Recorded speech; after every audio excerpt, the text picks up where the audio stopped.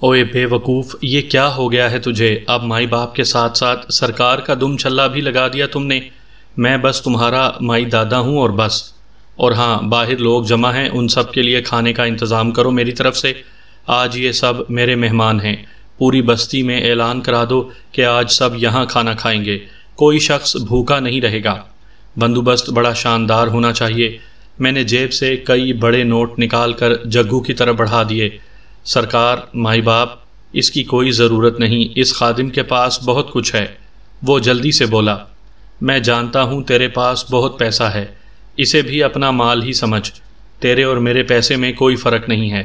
اچھا، سمجھ گیا، بس اب جا اور جلدی سے انتظام کر، میں نے محبت سے اس کا شانہ تھپک کر کہا۔ جو حکم سرکار، مائی باپ۔ وہ الٹے پاؤں باہر نکل گیا۔ میں اس کی اس عقیدت پر مسکرا کر رہ گیا۔ تھوڑی دیر بعد باہر سے جے ہو شیرو دادا کی، جے ہو، جے ہو شیرو دادا زندہ باد کے زوردار نعرے گونجنے لگے۔ کچھ دیر بعد جگو میرے قدموں میں بیٹھ کر میری ٹانگیں دبانے لگا۔ اچانک کسی خیال کے تحت وہ چونک کر بولا، سرکار، مائی باپ، وہ کتے کا پلہ تو بھاگ گیا، اب کیا سوچا آپ نے؟ میں نے ایک دم سیدھا ہوتے ہوئے کہا، جگو، دھرم ناتھ دنیا کے کسی بھی کونے میں چلا جائے، وہ مجھ سے بچ نہیں سکے گا۔ ایسی بری اور عبرتناک موت ماروں گا۔ اس حرامی نے اتنے گناہ کیے ہیں کہ میں اسے کسی بھی قیمت پر معاف نہیں کروں گا۔ وہ زمین کی 7ویں تہہ میں بھی چھپ جائے تو میں اسے ڈھونڈ نکالوں گا۔ مجھے ایک آدھ دن یہاں مصروف رہنا پڑے گا کیونکہ ابھی پولیس کی کارروائی ہونا باقی ہے۔ ذرا اس سے فارغ ہو جاؤں تو پھر اس سے بھی نپٹ لوں گا۔ ویسے بھی ابھی تک وہ اپنے زخم چاٹنے پر مجبور ہوگا۔ میں جگو کے ساتھ باہر نکل کر کھانے کی تیاریوں کا جائزہ لینے لگا۔ مجھے دیکھ کر لوگ محبت اور عقیدت سے کھڑے ہو گئے۔ میں نے ان سادہ دل لوگوں کی طرف مسکرا کر دیکھا جن کی نظروں میں مجھے کسی دیوتا کی عزت حاصل ہو گئی تھی۔ ڈیرے کے ایک کونے میں عارضی چولہے بنا کر ان پر دیگیں چڑھا دی گئی تھیں اور 6-7 آدمی کھانا بنانے میں مصروف تھے۔ میں مطمئن ہو کر واپس آ گیا۔ میرے کہنے پر جگو نے چائے اور کھانے کے پہلے ہی ہلکی پھلکی چیزوں کا آرڈر دے دیا تھا۔ ابھی میں اطمینان سے بیٹھا ہی تھا کہ اچانک ایک آدمی کمرے میں داخل ہو کر بڑے ادب سے بولا، سرکار، انسپکٹر خان اور پولیس کمشنر آپ سے ملنے آئے ہیں، انہیں اندر بھیج دو۔ میں نے تکیے سے ٹیک لگا کر کہا، نمستے شیرو دادا۔ دروازے پر کھڑے پولیس کمشنر کی آواز میرے کانوں میں پڑی۔ اس کے پیچھے کھڑے انسپکٹر خان کے لبوں پر فتح سے بھرپور مسکراہٹ مچل رہی تھی۔ میں نے بھی مسکرا کر جواب دیا، تشریف لائیے کمشنر صاحب۔ وہ دونوں اندر آئے تو میں نے کھڑے ہو کر ان کا استقبال کیا۔ کیا دھرم ناتھ کے خلاف آپ کی گواہیاں اور ثبوت آپ کو مل گئے؟ میں نے معنی خیز انداز میں پوچھا۔ سب کچھ مل گیا۔ مندر کی تمام داسیوں نے رضاکارانہ طور پر بغیر کسی دباؤ کے اس کے خلاف بیانات دے دیے ہیں۔ ثبوت کے طور پر مندر سے برآمد شدہ لڑکیاں اور سلیم اللہ اور نیلوفر ہی کافی ہیں، مگر افسوس کہ مجرم فرار ہونے میں کامیاب ہو گیا۔ کوئی بات نہیں، ہم نے سارے شہر میں اپنے آدمیوں کو پھیلا دیا ہے، وہ ضرور اسے ڈھونڈ نکالیں گے، کمشنر نے بڑے جوش سے کہا۔ تو میں کمشنر کی سادہ دلی پر مسکرائے بغیر نہ رہ سکا۔ کمشنر نے مجھے حیرت سے دیکھا اور پوچھا، شیرو دادا، کیا میں نے کوئی غلط بات کہہ دی؟ جی ہاں، میں نے مسکرا کر کہا۔ وہ کیا؟ وہ بادستور اسی انداز میں بولا، وہ یہ کہ شاید آپ یہ بھول گئے ہیں کہ دھرم ناتھ کوئی عام مجرم نہیں بلکہ کالے علم کا بہت بڑا ماہر ہے۔ وہ آپ کی پولیس کے قابو کبھی نہیں آ سکتا اور نہ ہی آپ کی پولیس اس پر قیامت تک قابو پا سکتی ہے۔ اسے میں ہی قابو کروں گا، اور میرا یہ آپ سے وعدہ ہے کہ ایک روز دھرم ناتھ کو پکڑ کر اسی مندر کے سامنے لاؤں گا اور اسے عبرتناک سزا دوں گا۔ میں نے ایک عزم سے کہا، او واقعی یہ تو میں بھول ہی گیا تھا۔ پولیس کمشنر شرمندگی اور تشویش کے ملے جلے انداز سے بولا، آپ بے فکر ہو کر بیٹھ جائیں اور بڑے شوق سے اپنے آدمیوں کو بھی واپس بلا لیں۔ دھرم ناتھ مجھ سے بچ کر نہیں جا سکتا، میں نے کمشنر کو تسلی دیتے ہوئے کہا۔ اتنے میں چائے وغیرہ آ گئی۔ اس سے فارغ ہو کر پولیس کمشنر اور خان چلے گئے۔ ان کے جانے کے بعد میں آرام کرنے کے لیے لیٹ گیا۔ جگو کھانے وغیرہ کا انتظام دیکھنے کے لیے باہر چلا گیا۔ دروازے پر 2 آدمی اسلحہ لیے پہرے پر کھڑے تھے۔ میرے منع کرنے پر بھی جگو نے سب کچھ اپنی تسلی کے لیے کیا تھا، اور جگو کے اصرار پر مجھے خاموش ہو جانا پڑا۔ 2-3 گھنٹے کی نیند نے مجھے ایک بار پھر تازہ دم کر دیا تھا۔ باہر شام کے سائے پھیل رہے تھے۔ جب میں نے نہا کر کپڑے بدلے تو رہی سہی تھکن بھی دور ہو گئی۔ میں باتھ روم سے باہر آیا تو جگو کو اپنا منتظر پایا۔ میں نے اسے مخاطب کرتے ہوئے کہا، کھانے وغیرہ کا انتظام ہو گیا ہے؟ جی ہو گیا مائی باپ، بس آپ کا انتظار ہے، وہ سر جھکا کر بولا۔ اچھا تو چلو پھر، میں نے اس کا ہاتھ تھام کر کہا۔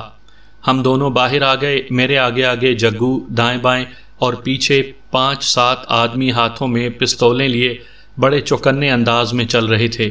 یقیناً انہیں جگو نے اس بات کی تلقین کی ہوگی، حالانکہ مجھے اس سے الجھن ہو رہی تھی، مگر اس میں بھی جگو کی محبت شامل تھی۔ میں اس کھرے انسان کا دل نہیں توڑنا چاہتا تھا۔ ہم لوگ چلتے ہوئے اس میدان میں آ پہنچے جہاں گزشتہ روز دھرم ناتھ کے غنڈوں سے مقابلہ ہوا تھا۔ وہاں پورے میدان میں دریاں اور ان کے اوپر سفید چادریں بچھی ہوئی تھیں۔ لوگ آمنے سامنے قطار در قطار بیٹھے ہوئے تھے۔ ان کے سامنے کھانے کے برتن چنے ہوئے تھے۔ بس صرف میرا ہی انتظار تھا۔ مجھے آتا دیکھ کر سب لوگ کھڑے ہو گئے۔ فضا میں ایک بار پھر میرے نام کے نعرے گونجنے لگے۔ میں نے ہاتھ اٹھا کر مسکراتے ہوئے انہیں خاموش کیا اور پھر کھانا تقسیم ہونے لگا۔ میں نے اور جگو نے بھی ان کے ساتھ بیٹھ کر کھانا کھایا۔ میری اس بات سے ان لوگوں کو بہت خوشی ہوئی۔ ان کے لیے یہ بہت بڑی بات تھی۔ کھانے سے فارغ ہو کر انہوں نے خود ہی برتن وغیرہ سمیٹ کر ایک کونے میں ڈھیر کر دیے۔ میں بھی ان لوگوں میں گھل مل کر ان کی خیر خیریت پوچھتا رہا۔ یہ سب غریب مگر دل کے بہت امیر لوگ تھے۔ ان کے دل محبتوں سے بھرے ہوئے تھے جو وہ مجھ پر کھل کر نچھاور کر رہے تھے۔ کوئی جھک کر میرے پاؤں چھونے لگتا تو میں اسے منع کرتا، اتنے میں دوسرا میرے ہاتھوں کو بوسہ دینے لگتا۔ کافی دیر کے بعد میں بڑی مشکل سے ان لوگوں کے درمیان میں سے نکلا۔ میں نے جگو سے واپس چلنے کے لیے کہا تو وہ ہنس کر کہنے لگا، واہ بھائی، کہاں مائی باپ، ان لوگوں نے آپ کی اعزاز میں بڑے جشن کا اہتمام کیا ہے، بڑا ڈھول ڈھمکا کریں گے آج یہ لوگ۔ مگر جگو، مائی باپ، میں نے ان لوگوں کو بہت منع کیا تھا، مگر ان کی محبت دیکھ کر میں بھی مجبور ہو گیا۔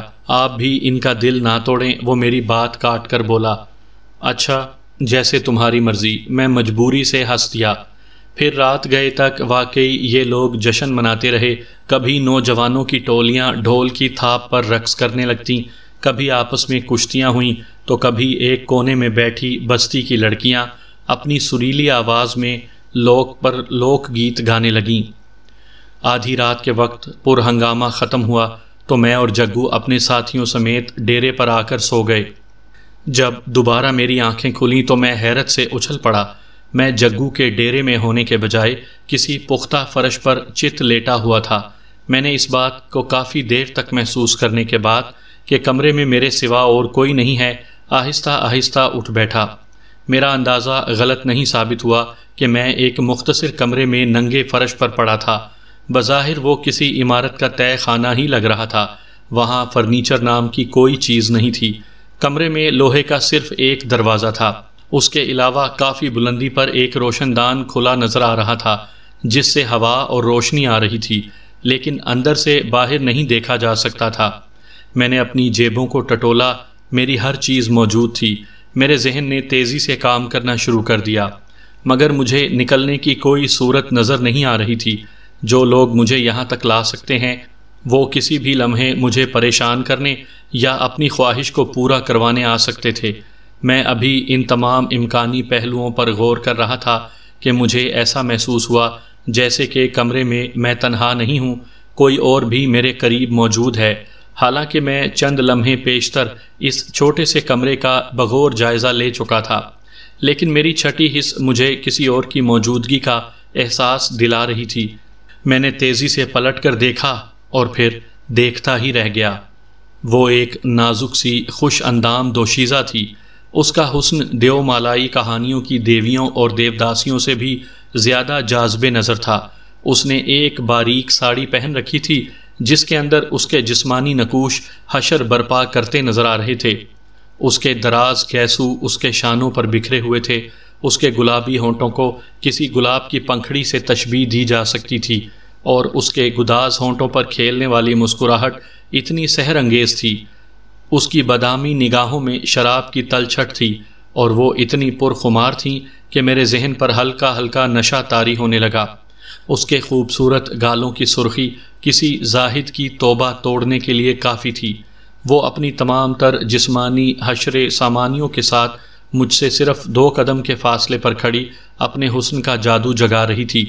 شاید کسی ماہر تراش نے اس کی جسمانی نشیب و فراز کو مرمر میں ڈال کر اس میں روح پھونک دی تھی۔ بلا شبہ میں نے اپنی پوری زندگی میں اتنی خوبصورت، حسین اور بھرپور دوشیزہ نہیں دیکھی تھی۔ وہ مجھے ٹکٹکی باندھے دیکھ رہی تھی۔ اس کے ہونٹوں پر کھیلنے والی قاتل مسکراہٹ میرے وجود کو گنگنا رہی تھی۔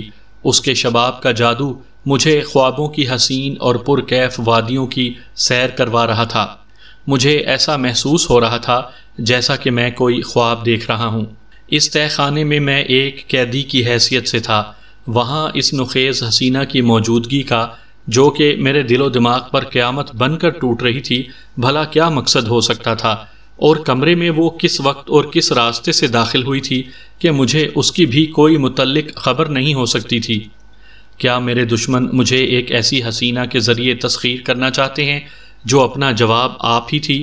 میرے ذہن میں مان یہ خیال تیزی سے ابھرا، دنیا میں ایسے بے شمار واقعات رونما ہو چکے ہیں جہاں کسی حسین عورت کی عشوہ ترازیوں نے دنیا کے نامور دانشوروں کو اس حسن بے مثال کی سواری کی طرح گھوڑا بننے پر مجبور کر دیا تھا۔ تاریخ کے اوراق اس بات کے گواہ ہیں کہ کسی خوبرو ملکہ کی آبرو کا ایک اشارہ پا کر کشادہ پیشانی کی ایک شکن عدالت کے فیصلوں کا رخ موڑ دیا کرتی تھی۔ بڑے بڑے زاہدوں کی سالہ سال کی ریاضتیں اور زہد و تقویٰ کسی نخیز دوشیزہ کی ایک توبہ شکن انگڑائی کے آگے ہیچ ہو چکے تھے۔ میں تو قدرت کا ایک حقیر اور ناتجربہ کار بندہ تھا۔ میں نے خود کو اس کی نگاہوں کی فسوں خیزیوں سے بچانا چاہا، لیکن اس کی آنکھوں میں ایسا سحر تھا جس نے مجھے پوری طرح تسخیر کر لیا تھا۔ میں اس کے وجود کے چھلکتے ہوئے ساغر میں ڈوب رہا تھا۔ اتنے غور سے کیا دیکھ رہے ہو؟ اس کی نشیلی آواز میرے کانوں میں رس گھول رہی تھی۔ تم میں نے رک رک کر کہا، میں شاید تم کو پہلے بھی کہیں دیکھ چکا ہوں۔ ہاں، تم ہی وہ قسمت کے دھنی ہو جس نے پہلی بار مجھے دیکھا ہے۔ میں سمجھا نہیں۔ میں نے اس کے پیکر کو سر تا پا گھورتے ہوئے کہا، میں نے تمہیں دیکھا ہے کیا؟ اب غور سے دیکھو، وہ زیر لب مسکرائی۔ پاروتی؟ میں نے حیرت سے کہا۔ ہاں، میں پاروتی ہوں۔ مجھے پانے کے لیے اب تک نہ جانے کتنے سیاسی، بھگتا، مہاپرش اور مہاپجاری اپنا سمے برباد کر چکے ہیں۔ وہ ٹھوس لہجے میں بولی، بڑے بڑے گیانی میری شکتی پراپت کرنے کے لیے اپنے جیون سے ہاتھ دھو بیٹھے ہیں، کوئی بھی اپنے مقصد میں سہل نہیں ہو سکا، پرنتو تمہاری بات اور ہے۔ وہ معنی خیز لہجے میں مسکرائی، تم مجھے سندر لگے تھے، اور تم قسمت کے دھنی ہو کہ کسی جاپ اور بیٹھک کے بغیر میں تمہارے ہاتھ آ گئی۔ لیکن تم مجھ پر کیوں مہربان ہو گئی ہو؟ میں نے کہا نا کہ تم مجھے سندر لگے تھے، اسی کارن تمہیں اس دھرتی کا سب سے بلوان منش تمہارے پاس آ گئی ہے۔ اس کے لہجے میں اپنائیت تھی۔ اگر میں بلوان نہ بننا چاہوں تو؟ میں نے اس سے سوال کیا۔ اب تمہارے چاہنے یا نہ چاہنے سے کچھ نہیں ہوگا، اس نے مجھے پیار سے گھورتے ہوئے فیصلہ کن لہجے میں کہا۔ اب صرف وہی ہوگا جو میں چاہوں گی۔ لیکن مورکھوں جیسی باتیں مت کرو، اس نے تیزی سے میری بات کاٹتے ہوئے کہا، تم ابھی پوری طرح سے پاروتی کی یہاں شکتی سے جانکاری نہیں رکھتے۔ میں جو چاہتی ہوں وہ اوش پورا ہو جاتا ہے۔ اس دھرتی کی کوئی شکتی پاروتی سے زیادہ مہان نہیں۔ ابھی تم نے صرف پاروتی کو صرف پاروتی کے روپ میں دیکھا ہے، اس کی شکتی کا چمتکار اور روپ دیکھو گے تو تمہاری آنکھیں کھلی کی کھلی رہ جائیں گی۔ کیا تمہیں معلوم ہے کہ میں یہاں تک کیسے پہنچ گیا؟ تم یہ بات پاروتی سے پوچھ رہے ہو، جس کی شکتی اپرم پار ہے۔ وہ خلا میں گھورتے ہوئے سنجیدگی سے بولی، میں سمندر کی گہرائیوں میں بھی جھانک سکتی ہوں۔ تمہیں یہاں تک راجہ ارجن سنگھ اور اس کے چیلے دھرم ناتھ نے پہنچایا ہے۔ میں راجہ ارجن سنگھ اور دھرم ناتھ کا سن کر حیرت سے اچھل پڑا۔ میرے ذہن کے کسی گوشے میں بھی نہ تھا کہ میرا ٹاکرا دوبارہ راجہ ارجن سنگھ سے بھی ہو سکتا ہے۔ کیا دھرم ناتھ اور راجہ ارجن سنگھ دونوں آ رہے ہیں؟ میں نے گفتگو کا رخ بدلا۔ تم کوئی چنتا مت کرو، پاروتی کے ہوتے ہوئے کوئی تمہارا بال بھی بیکا نہیں کر سکتا۔ اس نے بڑے مخمور انداز میں میری طرف دیکھا، لیکن دوسرے ہی لمحے وہ خلا میں گھورتے ہوئے سنجیدگی سے بولی، راجہ ارجن سنگھ، دھرم ناتھ اور اس کے سنگی ساتھی یہاں پہنچنے والے ہیں، مجھے بتاؤ کیا میں ان سب کو نرک میں جھونک دوں؟ نہیں، میں نے کچھ سوچتے ہوئے کہا۔ تم نہیں جانتے شہریار، پاروتی نے ہونٹ کاٹتے ہوئے کہا، راجہ ارجن سنگھ اس ناگ سے بھی زیادہ خطرناک ہے جس کے کاٹے کا کوئی منتر نہیں ہوتا۔ میں نے اسے شمع کر دیا تب بھی یہ چین سے نہیں بیٹھے گا، تمہیں مارنے کے لیے نئے نئے جنتر منتر آزماتا رہے گا۔ کیا تم راجہ ارجن سنگھ اور دھرم ناتھ کو یہاں آنے سے کچھ دیر کے لیے روک نہیں سکتی؟ مجھے بتاؤ کہ تمہارے من میں کیا ہے۔ میں چاہتا ہوں کہ تم کسی طرح بھی انسپیکٹر خان کو باخبر کر دو، میں نے سنجیدگی سے کہا۔ میں چاہتا ہوں کہ راجہ ارجن سنگھ، دھرم ناتھ اور ان کے ساتھی رنگے ہاتھوں پکڑے جائیں تاکہ انہیں پتہ چل سکے کہ میں ان کے ہر وار کا توڑ کر سکتا ہوں۔ جیسے تمہاری مرضی پاروتی، میں نے حالات اور موقع کی نزاکت کو نظر انداز کرتے ہوئے ایک بار پھر بڑی ہمت سے کہا، کیا میں تمہارے حسین اور خوبصورت جسم کو چھو کر محسوس کر سکتا ہوں؟ نہیں، پاروتی نے تیزی سے کہا، جب تک میں نہ کہوں تم کبھی بھولے سے بھی میرے شریر کو ہاتھ لگانے کی کوشش نہ کرنا۔ کیوں؟ جب دو شکتیاں آپس میں ٹکراتی ہیں تو ان میں سے کوئی ایک جل کر بھسم ہو جاتی ہے، پاروتی نے معنی خیز انداز میں مجھے گھورتے ہوئے کہا۔ پھر یکلخت وہ میری نگاہوں سے اوجھل ہو گئی، پھر میں بڑی دیر تک اس کے حسین تصور سے دل بہلاتا رہا۔ نہ جانے کتنی دیر گزری تھی کہ مجھے اچانک ایسا محسوس ہوا جیسے کہ پورے تہہ خانے میں زلزلہ آ گیا ہو۔ میں نے اپنے آپ کو سنبھالنے کی بہت کوشش کی تھی، لیکن میں اپنی اس کوشش میں کامیاب نہ ہو سکا۔ پھر میرا ذہن آہستہ آہستہ مکمل تاریکی میں ڈوب گیا۔ نہ جانے میرا ذہن کتنی دیر تک تاریکی میں سفر کرتا رہا، پھر آہستہ آہستہ اندھیرا چھٹنے لگا، تاریکی کی جگہ روشنی نے لینا شروع کر دی اور میرا شعور لمحہ با لمحہ جاگنا شروع ہو گیا۔ پھر میں نے ایک جھٹکے سے آنکھیں کھول دیں۔ دوسرے ہی لمحے مجھے حیرت کا شدید ترین جھٹکا لگا۔ میں ایسی جگہ پر موجود تھا جہاں چاروں طرف صرف پہاڑ ہی پہاڑ تھے۔ دور پہاڑ کی چوٹی پر مجھے ایک شاندار مندر نظر آیا۔ میں اٹھ کر اس مندر کی طرف چل پڑا۔ میری سمجھ میں نہیں آ رہا تھا کہ میں وہاں سے یہاں تک کیسے پہنچ گیا۔ مجھے اچھی طرح یاد ہے کہ مجھے پاروتی نے ہی بتایا تھا کہ دھرم ناتھ اور راجہ ارجن سنگھ اور اس کے ساتھی آ رہے ہیں، اور اس کے بعد ایک دم سے تہہ خانے میں زلزلہ آنا شروع ہوا۔ اس کے بعد میرا ذہن مکمل تاریکی میں ڈوب گیا اور میں چلتا ہوا مندر کے گیٹ پر پہنچ گیا۔ مندر کے گیٹ پر ایک سنہری تاج والے سانپ کا مجسمہ نصب تھا۔ میں نے ادھر ادھر نظریں دوڑائیں، مجھے بہت سے سانپ آزادانہ طور پر وہاں گھومتے ہوئے نظر آئے۔ جگہ جگہ خوبصورت چاندی اور پتل کے پیالے پڑے تھے جو دودھ سے بھرے ہوئے تھے۔ بہت سے سانپ بڑی بے فکری سے پیالوں میں منہ ڈالے دودھ پی رہے تھے۔ انہیں مندر میں آنے جانے والوں کی کوئی پرواہ نہیں تھی، اور نہ ہی مندر میں آنے والے لوگ ان سانپوں سے خوف زدہ دکھائی دیتے تھے۔ میں اور آگے بڑھا، ایک بہت بڑا وسیع ہال تھا۔ سامنے ایک بہت بڑے چبوترے پر ایک بہت بڑے سانپ کا بت موجود تھا۔ اس بت پر جا بجا خوبصورت ہیرے موتی جڑے ہوئے تھے۔ بہت سے لوگ اس کے سامنے سر جھکائے پوجا میں مصروف تھے۔ میں وہاں سے نکل کر اور آگے بڑھا، مختلف کمروں سے ہوتا ہوا ایک کمرے کے سامنے پہنچ کر رک گیا۔ دروازہ کھلا تھا۔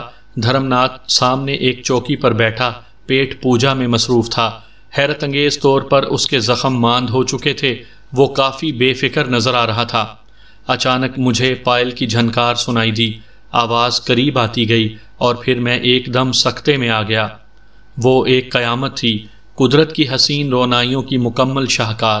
اس نے زرق برق چولی اور لنگی پہن رکھی تھی، گلے میں قیمتی پتھروں سے مزین مالا تھی، کسی جوگن کی طرح بال گوندے ہوئے تھے، بڑی بڑی ہرنی جیسی سیاہ آنکھیں جنہیں دیکھ کر کوئی بن پیے ہی مدہوش ہو جائے، دودھ میں نہایا ہوا سنگ مرمر کی طرح سفید بدن، جیسے کسی ماہر سنگ تراش نے اس تراشے میں اپنے فن کی انتہا کر دی ہو، سرخ یاقوتی ہونٹ، کشادہ پیشانی جس پر ایک خوبصورت چھوٹا سا سونے کا سنہری سانپ چپکا ہوا تھا۔ اس کے حسن نے میرے ہوش و حواس گم کر دیے تھے۔ اچانک دھرم ناتھ کی آواز نے مجھے واپس میری دنیا میں دھکیل دیا۔ آؤ آؤ مدھو، کیسی ہو تم؟ دھرم ناتھ کی آنکھوں اور اس کی آواز سے صاف طور پر اس کا جنسی ہیجان جھلک رہا تھا۔ اچھا، تو اس قیامت کا نام مدھو ہے، میں نے سوچا۔ اچھی ہوں مہاراج، ابھی ابھی پنڈت مجھے بتا چکے ہیں کہ آپ پدھارے ہیں، بس سنتے ہی درشن کرنے چلی آئی۔ وہ مسکراتے ہوئے ہاتھ جوڑ کر بولی، یوں لگا جیسے دور مندر میں گھنٹیاں بج رہی ہوں۔ ہاں، ہم ابھی آئے ہیں، آؤ نا ہمارے پاس بیٹھو۔ دھرم ناتھ کی آنکھوں میں شیطانیت ناچ رہی تھی۔ اس نے مدھو کا ہاتھ تھام کر اسے اپنے قریب ہی بٹھا لیا۔ مدھو مسکراتی ہوئی دھرم ناتھ کے قریب بیٹھ گئی۔ میں دم بخود سب کچھ دیکھ رہا تھا۔ دھرم ناتھ کھانا چھوڑ کر اب پوری طرح مدھو کی طرف متوجہ ہو چکا تھا، پھر ادھر ادھر کی باتیں کرتے کرتے اس کے ساتھ دست درازی کرنے لگا۔ اس کی آنکھیں ہوسناک انداز میں مدھو کے جسم کا طواف کر رہی تھیں۔ اچانک مدھو تڑپ کر کھڑی ہو گئی۔ ارے تم کھڑی ہو گئیں؟ بیٹھو نا مدھو رانی، اتنی مدت بعد تو آج درشن ہوئے ہیں۔ دھرم ناتھ بے قرار ہو کر اس کی طرف بڑھا۔ क्षमा کیجیے مہاراج، وہ ہاتھ جوڑ کر عجیب سے لہجے میں بولی، آپ جو جانتے ہیں کہ کوئی منش میرے شریر کو چھو تو سکتا ہے، پرنتو اس سے آگے بڑھنا کسی کے بس کی بات نہیں، آپ کے لیے بھی نہیں۔ تو پھر کیوں میری سوئی ہوئی آشا کو جگا رہے ہیں؟ آپ بڑے بلوان ہیں مہاراج، پرنتو میری نس نس میں دوڑتے ہوئے زہر کے سامنے آپ بھی فراش ہو کر رہ جائیں گے، اور پھر میں ایک لمبے عرصے تک اکیلی تڑپتی رہوں گی۔ اس کی آنکھوں میں نمی تیر رہی تھی، وہ بہت دکھی نظر آ رہی تھی۔ پھر جیسے دھرم ناتھ بھی ہوش میں آ گیا، وہ ایک دم اپنی جگہ پر رک گیا۔ وہ یوں لمبے لمبے سانس لے رہا تھا جیسے بہت طویل فاصلہ طے کر کے آیا ہو۔ پھر وہ شکست خوردہ لہجے میں بولا، میں بھول گیا تھا مدھو، تیرا بے پناہ حسن دیکھ کر میں تو سب کچھ بھول گیا تھا۔ میں بھول گیا تھا کہ تیرے جسم میں لہو کی جگہ زہر دوڑ رہا ہے، اور میں تجھے دیکھ تو سکتا ہوں پرنتو اپنا نہیں سکتا۔ یہ بڑا انیائے ہوا ہے تیرے ساتھ۔ تیری جوانی کے ساتھ تو ساری زندگی یوں ہی بتا دے گی؟ وہ نامرادی سے ہاتھ ملتا ہوا بولا، ہاں مہاراج، یہی میرا لیکھ ہے، ناگ دیوتا کی یہی اچھا ہے۔ مجھے آپ جیسا مہمان پجاری کو نراش کر کے بہت دکھ ہوا۔ وہ ہاتھ جوڑ کر بولی، مجھے क्षमा کیجیے مہاراج، میں آپ کے کسی کام نہ آ سکی، آپ کی کوئی سیوا نہ کر سکی۔ اچانک دھرم ناتھ کی آنکھوں میں ایک عجیب سی چمک پیدا ہوئی۔ وہ جلدی سے بولا، مدھو، تم چاہو تو تم میری ایک اور طرح بھی سیوا کر سکتی ہو۔ وہ کیسے مہاراج؟ وہ حیرانی سے بولی، وہ ایسے کہ ہمارا ایک ملیچ سے واسطہ پڑ گیا ہے، وہ اوش یہاں ہمارا پیچھا کرتا ہوا آئے گا، تمہیں اسے اپنے زہر سے ختم کرنا ہوگا، یہی ہماری سیوا ہوگی۔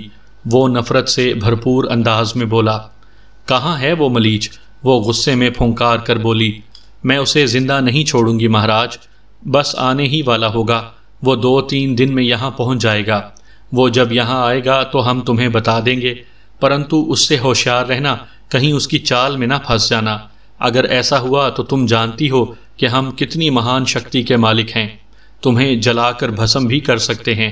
وہ اپنی سرخ سرخ آنکھوں کو گھماتا ہوا بولا، آپ چنتا نہ کریں مہاراج، ہر کام آپ کی مرضی کے مطابق ہوگا۔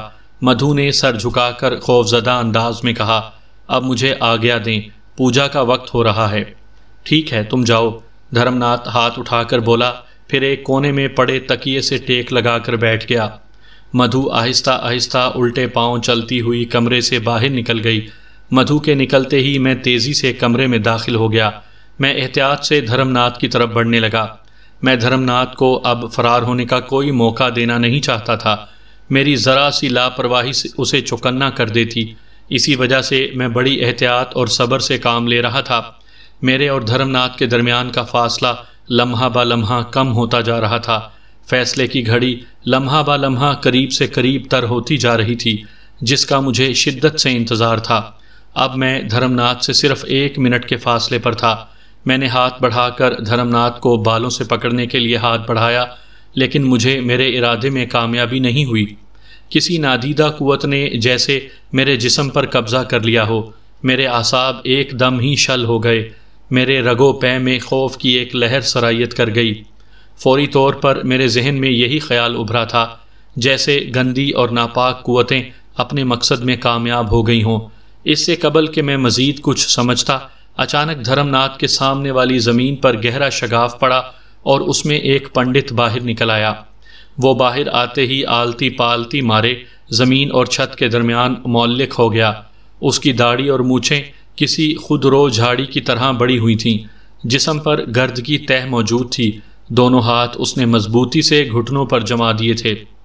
اس کے جسم پر ایک لنگوٹی کے سوا اور کچھ نہیں تھا، ماتھے پر بھبوت کی لکیریں تھیں، وہ بھی اپنا رنگ تبدیل کر کے دھندلانے لگی تھیں۔ اس کی حیت بتا رہی تھی کہ وہ ایک طویل عرصے سے اسی حالت میں بیٹھا ہو۔ میرا اور اس کا فاصلہ بمشکل 10 گز رہا ہوگا۔ زمین کے شک ہوتے ہی دھرم ناتھ تیزی سے اٹھ کھڑا ہوا۔ مہاراج آپ اور دھرم ناتھ نے بوکھلائے ہوئے لہجے میں پوچھا، مگر اس نے تو جیسے دھرم ناتھ کی سنی ہی نہیں تھی۔ وہ تو اپنی سرخ سرخ آنکھوں سے مجھے گھور رہا تھا۔ دھرم ناتھ نے اس کی نظروں کا تعاقب کیا اور جب دھرم ناتھ کی نظر مجھ پر پڑی تو وہ یوں اچھلا جیسے اچانک اسے کسی بچھو نے ڈنگ مار دیا ہو۔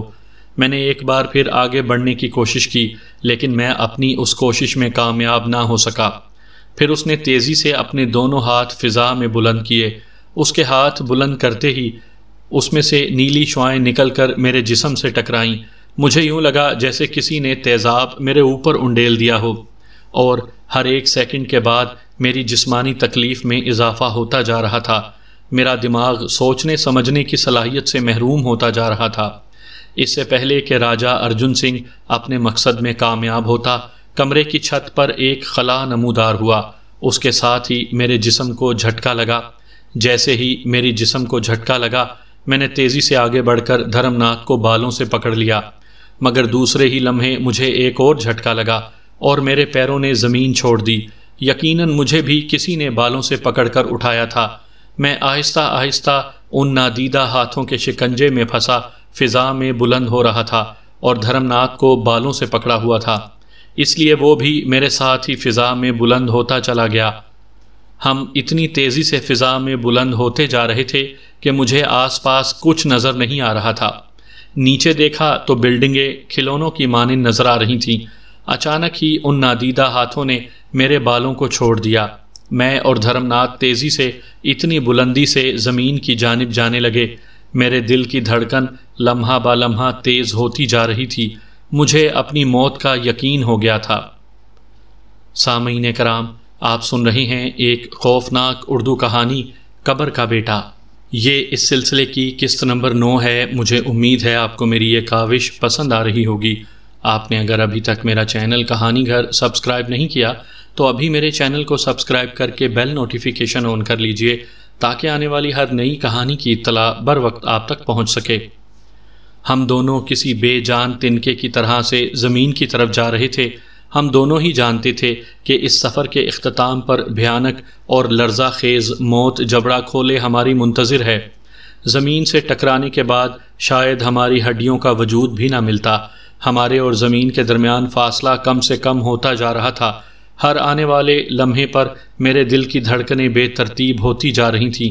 آنے والا ہر لمحہ مجھے موت سے قریب تر کرتا جا رہا تھا۔ میں نے موت کے خوف اور بے بسی سے آنکھیں بند کر لیں، مگر دوسرے ہی لمحے میرا دماغ چکرا گیا۔ مجھے کسی نے اتنی شدت سے تھپڑ مارا تھا کہ میں فضا میں ہی کئی کلابازیاں کھاتا چلا گیا اور اس کے ساتھ ہی میرا ذہن تاریکیوں میں ڈوبتا چلا گیا۔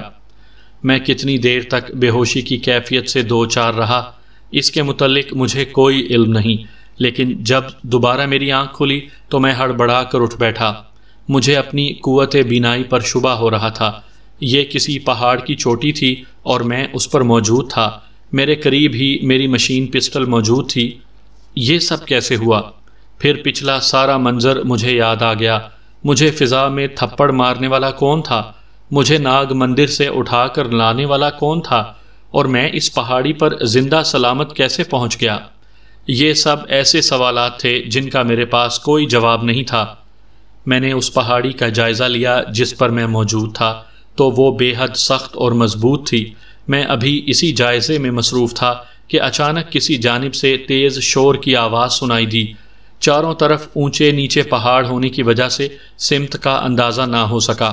جب میں نے نظریں گھمائیں تو دائیں جانب والی پہاڑی کی چوٹی پر بے شمار تندرست و توانا قبائلی شور مچاتے نیچے آتے ہوئے نظر آئے۔ ان کے جسموں کی رنگت زردی مائل سفید تھی اور جسموں پر پہاڑی جانوروں کی کھالیں نظر آ رہی تھیں۔